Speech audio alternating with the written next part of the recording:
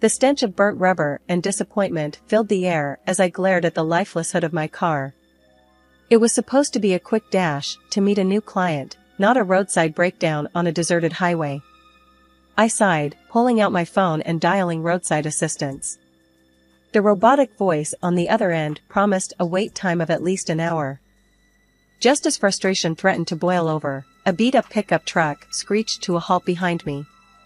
A grease-stained hand emerged from the driver's side, followed by a man with a grin as wide as his overalls. "Car trouble, huh?" he drawled, his voice warm and friendly. "You could say that," I replied, a touch of exasperation in my voice. "Looks like I'm stuck here for a while. I'm Nellie." He chuckled. "Don't worry, ma'am. I'm Alex, and this here is my territory. Most likely fix you right up." He worked quickly, his movements efficient and practiced. As he replaced the battery, we fell into conversation. I learned about his auto repair shop, a local gem known for its honesty and fair prices. He, in turn, listened patiently as I explained the world of investment portfolios and stock markets. "Sounds complicated," he said with a scratch of his head. "All that fancy math and paper pushing. Gimme a good old wrench and a rusty engine any day. At least I can see what I'm working with, real things, not some numbers on a screen." I snorted. "Don't knock it till you try it, Alex. Investments are the future. They allow people to grow their wealth, secure their dreams." We continued to debate the merits of his wrenches versus my spreadsheets as he finished the job. By the time my car roared back to life, the sun was dipping below the horizon, painting the sky in hues of orange and purple. "Thanks, Alex," I said, shaking his hand, a warmth spreading through me that had nothing to do with the now functional engine. "Actually, I was wondering, maybe you'd like to grab a coffee sometime? Not to talk cars and investments, but just, to chat?" The surprise on his face quickly melted into a smile. "Coffee sounds good," he replied, scratching the back of his neck. "How about tomorrow morning? My treat, as a thank you for putting up with my greasy fingers on your fancy car." We exchanged numbers, and as I drove away, the setting sun felt a little brighter, the future a little less certain, but a whole lot more exciting. A year flew by in a whirlwind of greasy spoon dinners, late-night strategy sessions, and stolen kisses under starlit skies. We married in a simple ceremony, surrounded by close friends and the slightly bewildered gazes of Alex's family. His parents were kind, old-fashioned folks, but his sister, Sarah, however, was a different story entirely. At 28, she was a permanent resident at their house, her days spent flitting between manicures and shopping sprees, funded entirely by her parents' generosity. The first few months of married life were a blissful blur. We settled into a cozy starter home near Alex's parents' place, a practical choice according to him. My dreams, however, stretched far beyond the picket fence. I envisioned a sprawling mansion, a testament to the financial empire I was building, complete with a gleaming basketball court for the future mini-me's I yearned for. Sunday dinners at Alex's parents' house were an exercise in forced cheer. Sarah, draped in the latest designer outfit and sporting a fresh manicure, would regale us with tales of her weekend getaway to some exotic locale. Her parents beamed with pride, oblivious to the growing strain on their finances. One particularly tense Sunday, after Sarah had announced her plans for a month-long European cruise, Alex's dad, a kind-faced man named Henry, cleared his throat and spoke hesitantly. "Alex, son," he began. "Since we retired, things have been a bit tighter than we expected. We were hoping."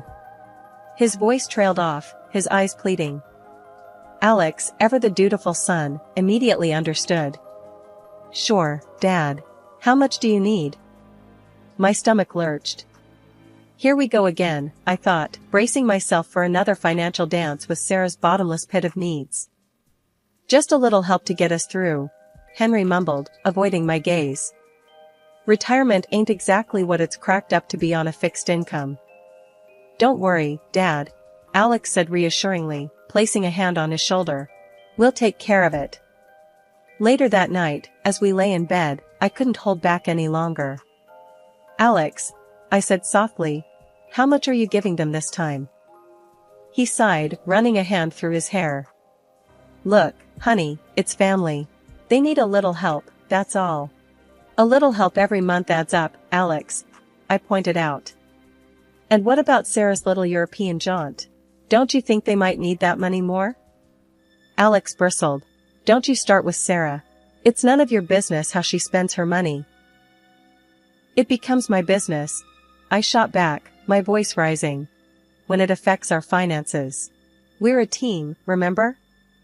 And frankly, I'm tired of feeling like an ATM for your entire family. The words hung heavy in the air, a stark contrast to the comfortable silence that usually filled our bedroom. Alex's jaw tightened. You just don't understand what family means, he said, his voice laced with anger. You have no relatives, so you wouldn't get it. That hit me like a sucker punch.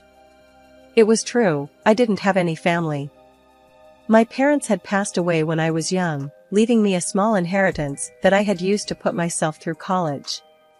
But the lack of a family wasn't a choice I had made, and it certainly didn't make me any less capable of understanding loyalty and love. One Tuesday evening, the phone rang, shattering the fragile peace in our house. It was Sarah, her voice choked with sobs. It's Dad, she stammered. He's in the hospital. Cancer. They say it's bad. The world seemed to tilt on its axis. Alex, his face pale, grabbed the phone from my hand and spoke in hushed tones. When he hung up, his eyes were red-rimmed. He's not going to make it, he said, his voice thick with emotion. The doctors are giving him a few weeks, maybe a month at most. The next few weeks were a blur of hospital visits, tear-filled goodbyes, and whispered promises. As the inevitable drew closer, the question of the funeral arrangements loomed large. One evening, Sarah, her eyes red and puffy, announced, I've talked to the funeral home. It's going to be a bit expensive, but Dad deserves the best, right? Alex, still raw with grief, readily agreed. Of course, honey, whatever it takes. It comes to. Sarah hesitated, then blurted out. $50,000. My jaw dropped. $50,000 for a funeral? That seemed like a staggering sum, especially considering the modest means of Alex's parents. 50,000? I echoed, unable to contain my surprise. Isn't that a bit excessive? Alex shot me a withering look. Don't be insensitive, Nellie. It's Dad's funeral. We have to honor him properly. Can't you just be supportive for once? The accusation stung. Supportive?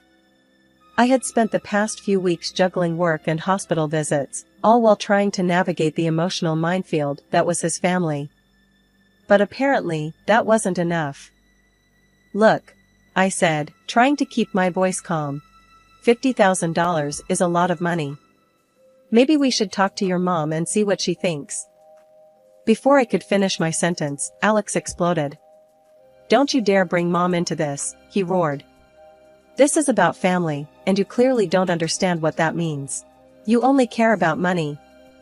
His words were a slap in the face. Tears welled up in my eyes, blurring my vision.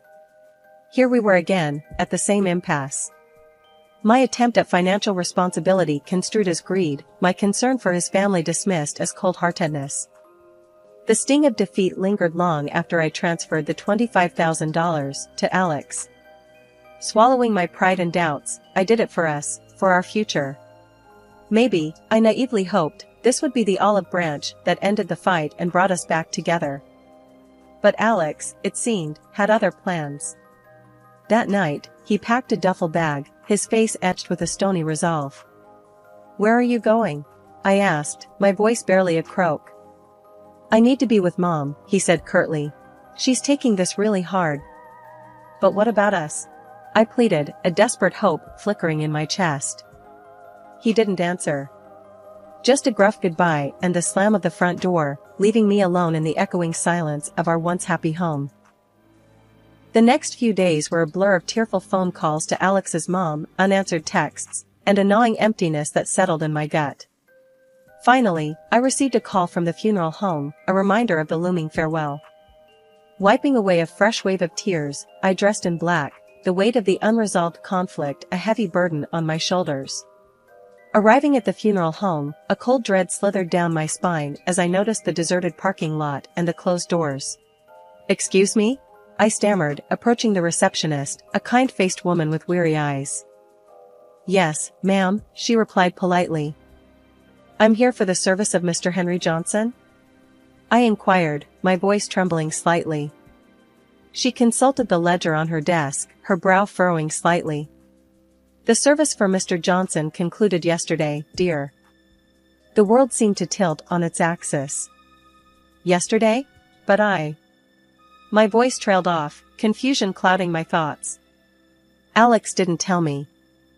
The woman offered a sympathetic smile. "Perhaps there was a misunderstanding. It was a simple cremation, as per the family's wishes." Cremation? The image of the extravagant funeral Sarah had described sent a jolt through me. $50,000 for a cremation? The pieces just weren't fitting. Anger, cold and sharp, began to replace the initial shock. Furious and confused, I stormed out of the funeral home, the receptionist's words echoing in my head. The betrayal gnawed at me, a bitter pill to swallow. Where was Alex? Why hadn't he told me? More importantly, where did all that money go? With a burning determination, I steered my car towards Alex's childhood home.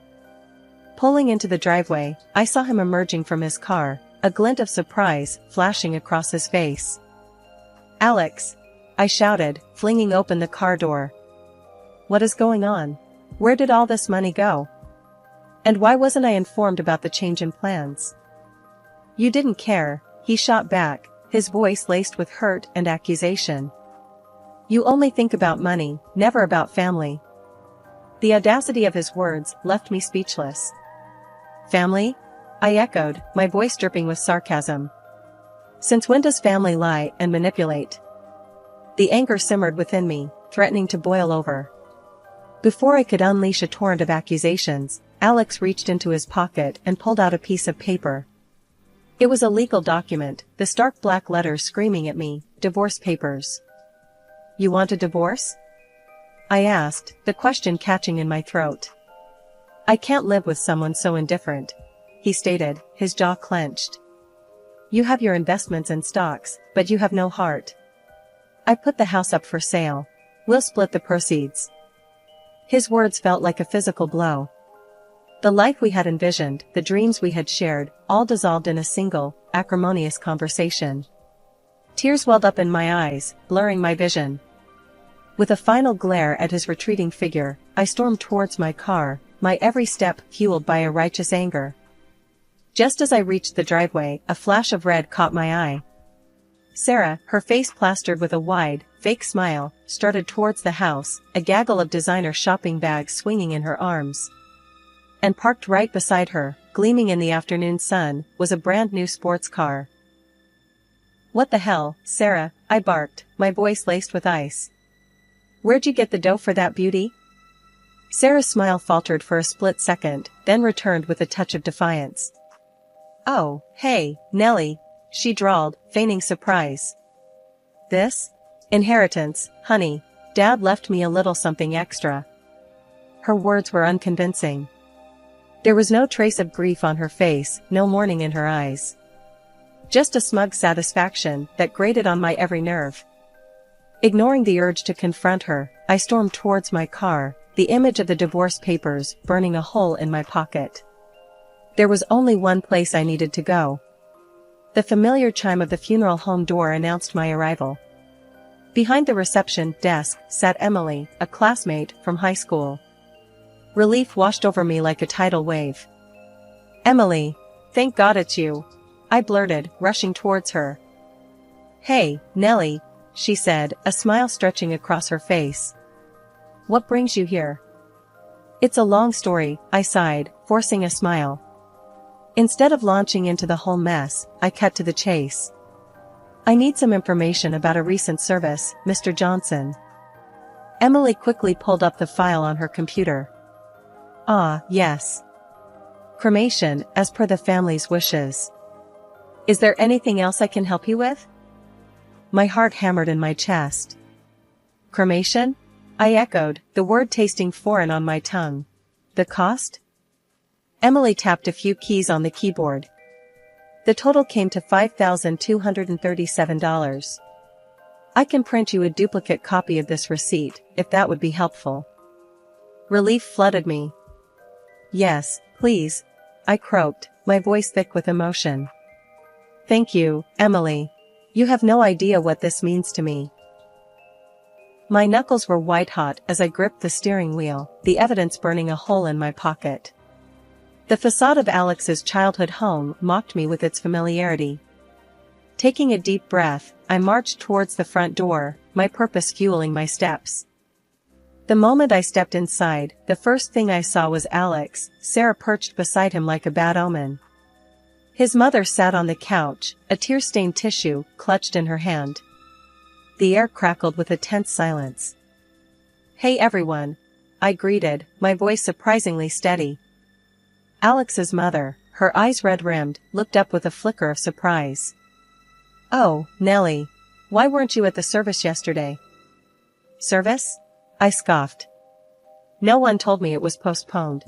I thought it was today. I offered Alex's mother my condolences, a hollow gesture at best, and then turned to Alex. Can we talk in private? I asked, my voice low. There are no secrets in this family, he shot back, his jaw clenched. Especially not from someone who isn't considered family anymore. His words stung, but I refused to let him get under my skin. Reaching into my purse, I pulled out the check and slammed it on the coffee table in front of him. Here's the money for the funeral, I stated, my voice firm. Now, where'd the rest of it go? Alex stared at the check, his brow furrowed in confusion. What rest of it? Don't play dumb with me, I snapped. The check is for $50,000. The funeral home said the service cost $5,000. Explain. The confusion on Alex's face seemed genuine. His eyes darted towards his sister, a silent question hanging in the air. This is ridiculous, Sarah sputtered, jumping to her feet. You just can't come in here throwing accusations around. But her outburst backfired. Alex's mother, who had been silently observing the exchange, spoke up. Wait, she said, her voice shaky. Your father had some money saved for his funeral. And I gave Sarah $10,000 to help with the arrangements. I did a quick mental calculation. $50,000 from us, plus $10,000 from you, Mom, that's $60,000. The service cost $5,000. Where's the remaining $55,000? My gaze landed on Sarah, a question mark etched on my face. Sarah's carefully constructed facade crumbled. Her cheeks flushed crimson, and she shifted uncomfortably under my stare. Finally, she mumbled, well, I just saw this amazing car, and I couldn't resist. Instead of the anger I expected, Alex placed a comforting hand on Sarah's shoulder. Hey, he murmured. It's not a big deal. You just needed a new car. We can figure something out next time. My blood ran cold. Not only had Sarah stolen the money, but Alex was condoning her actions? Did he not see the gravity of the situation? Not a big deal? I repeated, my voice laced with incredulity. She stole money, Alex. From her own father's funeral fund. Alex glared at me, his voice icy. You wouldn't understand, Nellie. You don't have family. You only care about money. His words hit me like a physical blow. The anger simmering inside me boiled over. I slammed the signed divorce papers in front of him. Take them, I spat, my voice trembling with rage. And then tell your precious sister to give me back my $25,000. Otherwise, I'll sue her for fraud.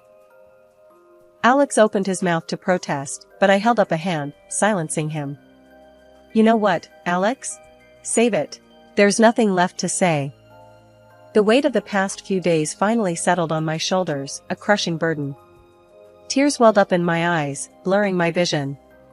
But I blinked them back, refusing to crumble in front of them. 2 weeks flew by in a blur of paperwork and emotional turmoil. The house, once a symbol of our future, sat on the market. Then, one sunny afternoon, the doorbell rang.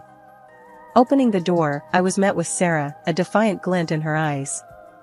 "Here," she said, shoving a thick envelope into my hand. "Your precious money. Happy now?" Her smug demeanor ignited a flicker of anger within me. "Don't act like you're doing me a favor," I retorted. "That money was meant to honor your father's memory, not fuel your shopping sprees." She rolled her eyes, clearly unfazed by my words. "Whatever," she muttered, turning to leave. "Just don't come crying to me when you realize you're all alone and nobody loves you." The house eventually sold, and the money was split with Alex. The divorce became final, a clean break from a toxic past. Months passed, filled with new experiences and a newfound sense of freedom. Then, one day, the phone rang. The caller ID displayed Alex's number, a number I'd long since deleted from my memory. Hesitantly, I picked up. "Hello?" "Hey Nellie," came Alex's voice, laced with a desperation I hadn't heard before. "I need your help." "What kind of help?" I asked, already dreading the answer. "It's Sarah," he sighed. "She got into some serious debt, gambling debts, mostly. The creditors are after us, Nellie. They've already taken the house, the car repair shop." "What do you mean us?" I clarified, my voice tight. "You and Sarah are no longer us, Alex. We're divorced, remember?" "Come on, Nellie," he pleaded. "Don't be like that. You have money, you can help us out. Besides, you're all alone anyway. No kids, no family, nobody needs you." His words felt like a slap in the face. All the progress I'd made, all the independence I'd built, dismissed in a single, insensitive sentence. Anger, hot and righteous, surged through me. "Nobody needs me?" I echoed, my voice low and dangerous. "Let me tell you something, Alex. I may not have a husband or kids, but I have friends, hobbies, and a life that doesn't revolve around cleaning up the messes of manipulative siblings. The answer is no, Alex. Absolutely not. And don't you ever call me again." With that, I slammed the phone down, the finality of the click echoing in my ears. There would be no second chances, no desperate pleas. I had built my own family, a family of friends, of experiences, of personal growth. And that, I realized, was more than enough. Years of experience had honed my intuition into a finely tuned instrument, and the melody it played was one of prosperity. The reward for my dedication? A sprawling new house on the city's fringe, a testament to my self-reliance and blooming independence. As I unwound on a plush chaise lounge, a cool glass of Sauvignon Blanc in hand, a wave of satisfaction washed over me. This was the life I had built, brick by brick, on the foundation of self-belief. The tranquility was broken by the insistent buzzing of my phone. An unknown number flickered on the screen. Usually, such calls were met with a dismissive silence, but a strange sense of unease gnawed at me. With a sigh, I swiped the answer button. "Hello?" I answered cautiously. A smooth, unfamiliar voice flowed through the receiver. "Is this Nellie?" My mind raced, searching for a connection to the voice. It held a hint of amusement, a touch of flirtation. "Yes, speaking," I replied, my voice regaining its usual confidence. "This is Michael," the voice continued, "from the gallery down on Elm Street. We met a few weeks ago at the opening, remember? The one with the abstract expressionist exhibit?" A memory flickered to life. The opening, the vibrant paintings, the man with the captivating smile and a passion for obscure French filmmakers. A smile tugged at the corner of my lips. "Michael, right. Of course, I remember." "Excellent," he chuckled. "Listen, I was wondering if you might be free for dinner this Friday? There's this new tapas place I've been dying to try, and—" "Sounds perfect," I replied, a genuine smile warming my voice. "What time should I pick you up?" "No need for that," he countered. "Let me be the gentleman. I'll swing by your place at 8. Looking forward to it, Nellie." The call ended, and I cradled the phone, a giddy feeling bubbling in my chest. Life wasn't just about financial success, it was about building connections, fostering new experiences. And as I gazed out at the breathtaking sunset, the future stretched before me, an open road brimming with endless possibilities, and a man named Michael waiting to share the journey.